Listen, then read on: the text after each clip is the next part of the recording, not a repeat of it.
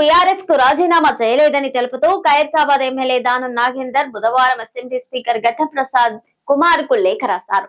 Party ఫిరాయింపు మీద BRS ఎమ్మెల్యేలు ఇచ్చిన పిటిషన్ పై విచారణకు రావాలని కోరుతూ స్పీకర్ నోటీసు పంపిన నేపథ్యంలో దానం ఈ లేఖ రాసినట్టు తెలుస్తోంది. మీడియా కథనాల ఆధారంగా పార్టీ మారినట్లు బీఆర్ఎస్ భావిస్తున్నదని వివరించారు. బీఆర్ఎస్ అనర్హత పిటిషన్లోని అంశాలపై మాత్రమే వివరణ ఇస్తున్నానని పేర్కొన్నారు.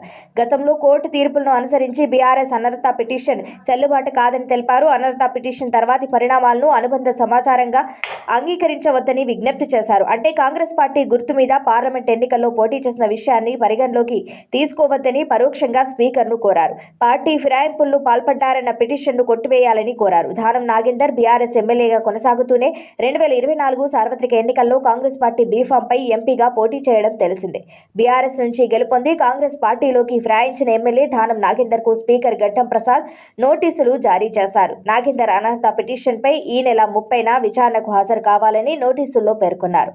దానంపై అనర్హత వేటు వేయాలని కోరుతూ పిటిషన్ ఇచ్చిన బీఆర్ఎస్ ఎమ్మెల్యే పాడి కౌశిక్ రెడ్డి, బీజేపీ ఎమ్మెల్యే ఏలేటి మహేశ్వర్ రెడ్డిని కూడా 30న జరిగే విచారణకు హాజరు కావాలని స్పీకర్ నోటీసులు పంపారు.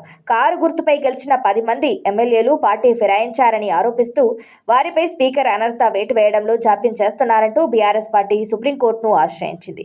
ఈ కేసు విచారణలో భాగంగా సుప్రీంకోర్టు ఈ నెల 19న స్పీకర్కు కోర్టు దీకర నోటీసులు జారీ చేసింది. ఎమ్మెల్యేల పిటిషన్లపై చర్యలు తీసుకోకపోతే కఠిన చర్యలు తీసుకుంటామని హెచ్చరించింది. ఈ నేపథ్యంలో నాగేందర్ కు స్పీకర్ నోటీసులు ఇవ్వడం ఆసక్తిగా మారింది.